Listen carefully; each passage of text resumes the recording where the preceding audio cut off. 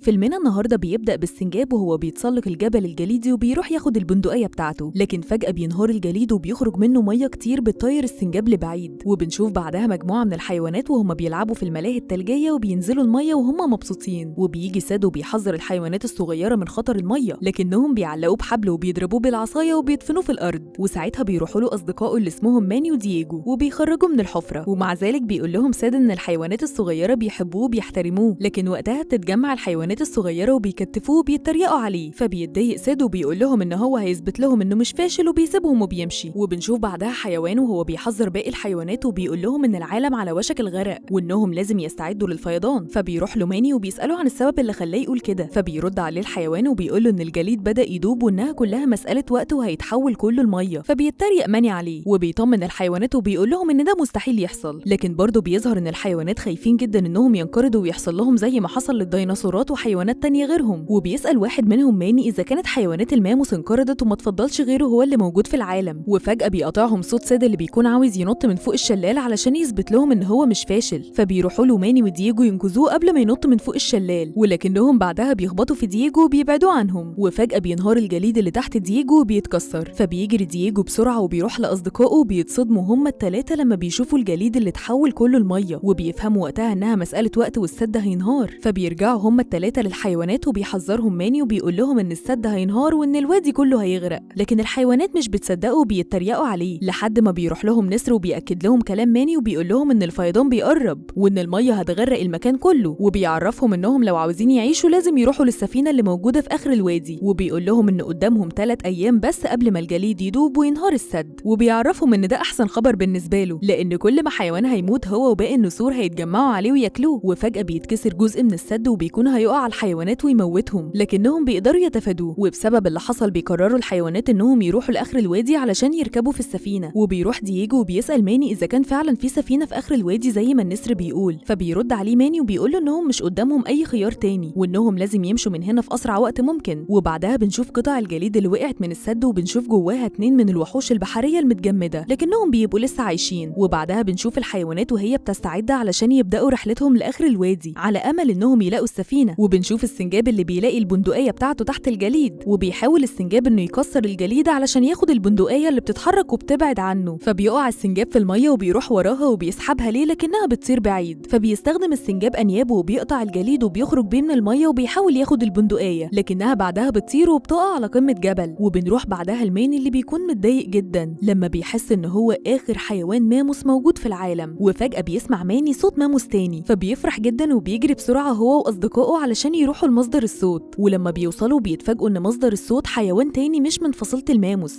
فبيحزن ماني جدا لانه اخر ماموس في العالم، وبيقول لاصدقائه انه عاوزهم يسيبوه لوحده شويه وبيسيبهم وبيمشي، وفجأة بيظهر 2 من حيوانات الابوسم وبيهاجموا دييجو وساد اللي بيتعصبوا وبيطردوهم، لكن حيوانات الابوسم بيستخبوا في فتحات في الارض وبيفضلوا يضربوا ساد ودييجو وهما بيتريقوا عليهم، ودييجو وساد ما بيكونوش قادرين انهم يوصلوا لهم، وبتجري حيوانات الابوسم منهم وبيجري دييجو وساد وراهم، ومن ناحيه تانية بنشوف ماني وهو لوحده وبيظهر عليه انه حزين، وفجأة بتظهر له ماموس متعلقة في شجرة وبتقع على الأرض، فبيفرح ماني جدا لما بيشوفها لأنه بكده مش هيكون آخر حيوان ماموس في العالم، وبنعرف إن الماموس دي بيبقى اسمها إلي، وبنشوفها وهي بتتصرف بغرابة وبتتعلق على شجرة وبتدور على إخواتها، وفجأة بيوصل حيوانين الأبوسم وبيبقى ساد ودييجو بيطاردوهم، وبيتصدموا هما التلاتة لما إلي بتقول لهم إن حيوانين الأبوسم دول يبقوا إخواتها، فبيقول لها ماني إنهم أكيد مش إخواتها لأنها ماموس وهما حيوانات أبوسم، فبتقول له إلي إن هي كمان حيوان أبوسم، فبيتريق عليها ماني وبيقول لها إن هو سحلية وصديقه ساد بطة وصديقه دييجو يبقى فار، وبيبقوا هما التلاتة مستغربين جدا من إيلي اللي بتكون مقتنعة إنها حيوان أبوسم زي إخواتها اللي بنعرف إن اسمهم إيدي وكراش، وبيروح ساد لإيلي وبيعرفها إن السد هينهار وإنهم هيغرقوا كلهم لو ما وصلوش لمكان السفينة، وبيطلب من إيلي إنها تيجي معاهم، فبتوافق إيلي هي وإخواتها وبيبدأوا كلهم رحلتهم مع بعض، وفي الطريق بتظهر إيلي وهي بتتصرف بغرابة زي حيوانات الأبوسم وبتفضل تستخبى علشان محدش يشوفها، وأول ما إيلي بتشوف نسر في السما بتمثل هي وإيدي وكراش إنهم ميتين علشان النسر ما يهاجمهمش، وساعتها بيروح لها ماني وبيعرفها انها في امان لان النسر عمره ما هيهاجمها طول ما هي حيه، وبيحاول يفهمها انها حيوان ماموس زيه، وبيوريها اثار اقدامهم اللي بتكون زي بعض وكمان ضلهم اللي على الارض، فبتفرح إلي وبتقول له ان هو كمان حيوان ابوسم زيها وبتسيبه وبتمشي، وبعد شويه بيوصلوا كلهم لمكان جليدي عايم فوق بحيره كبيره، وبنشوف دييجو اللي بيبان عليه انه خايف من الميه، وهم ماشيين بيظهر تحت الجليد الوحوش البحريه اللي بتطلع فجاه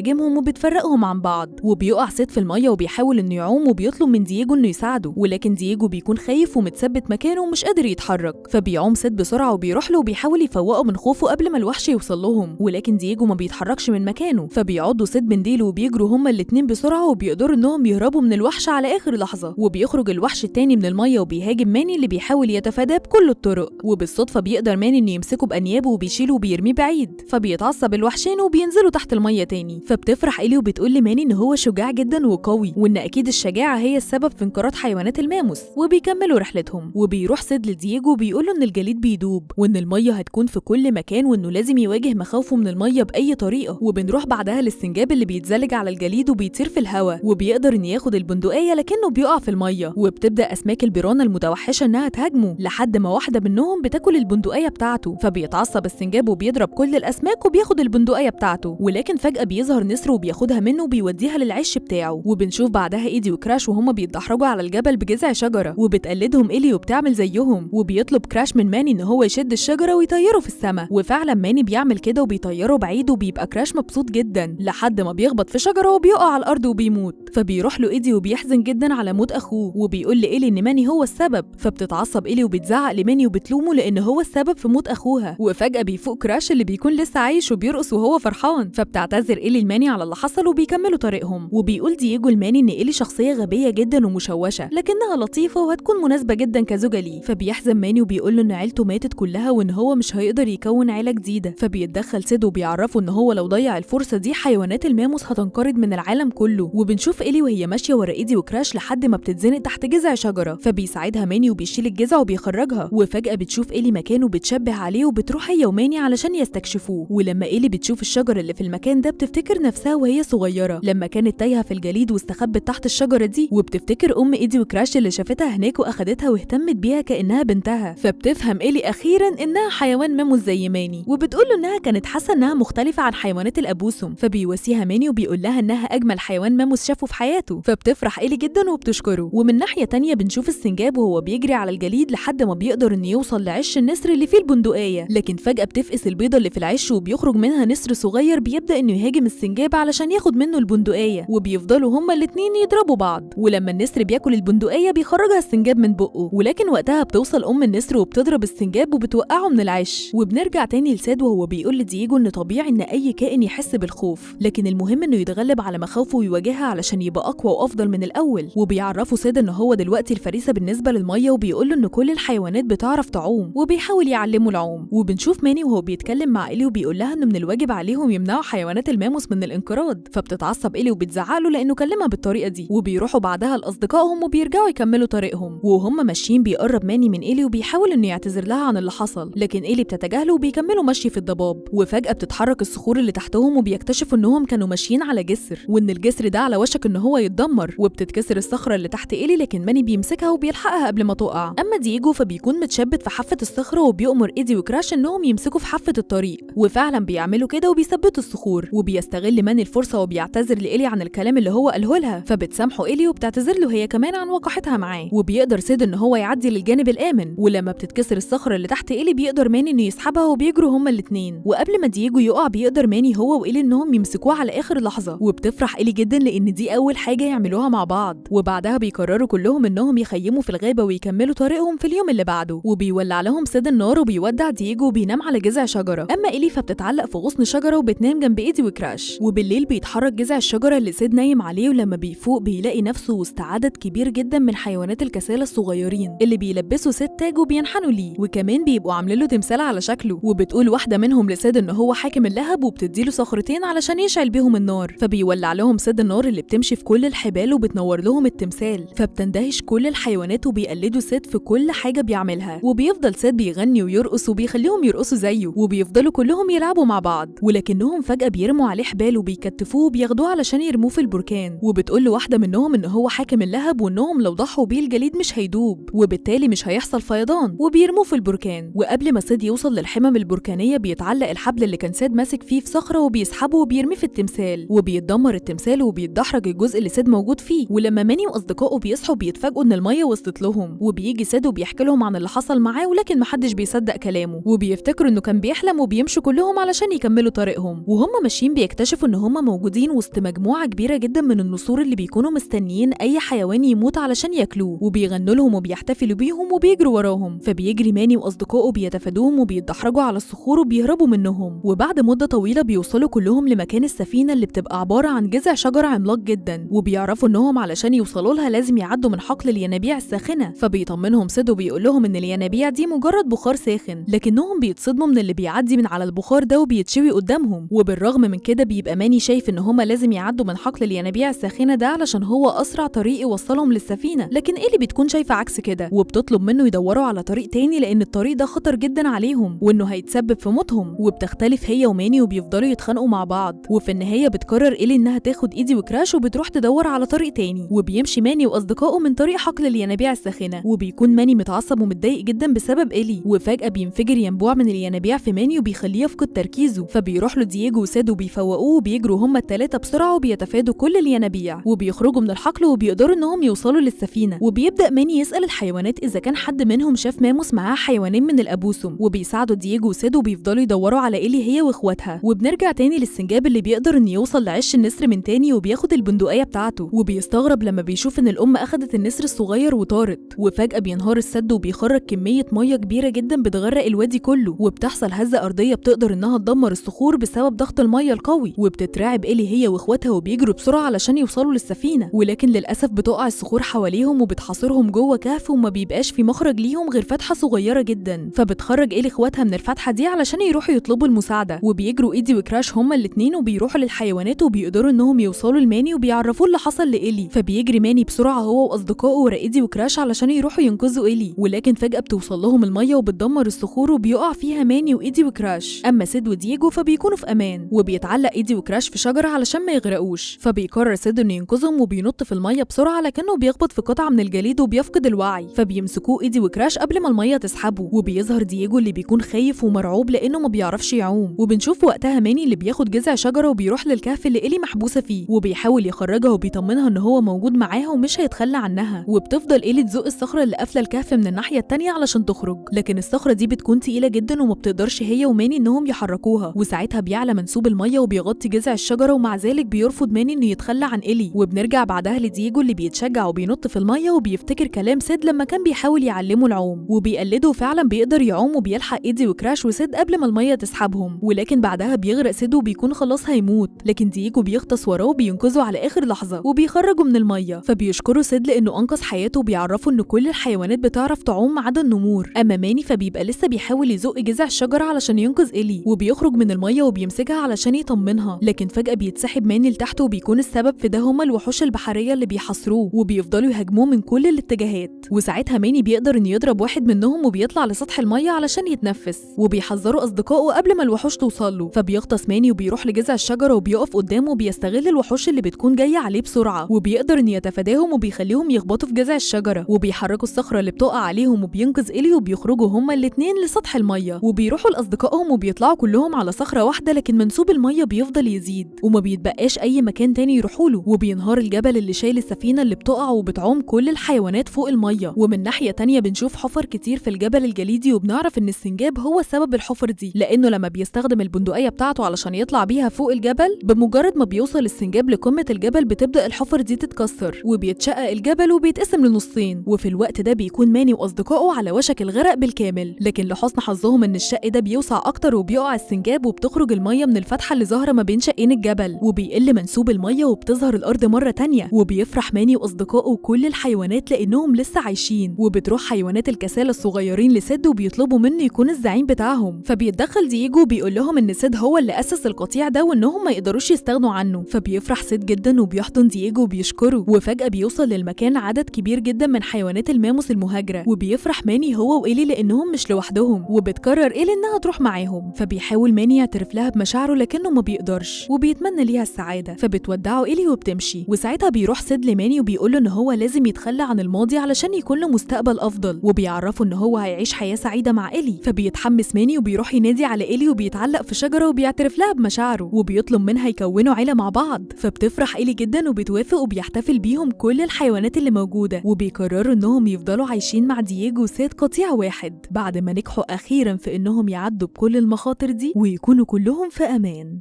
الملخص ده بصوت هايدي مصطفى، وكتب ومنتجه باسم أحمد. وما تنسوش تعملوا لنا سبسكرايب على قناة موفي ستوري على اليوتيوب. وبس كده، سلام.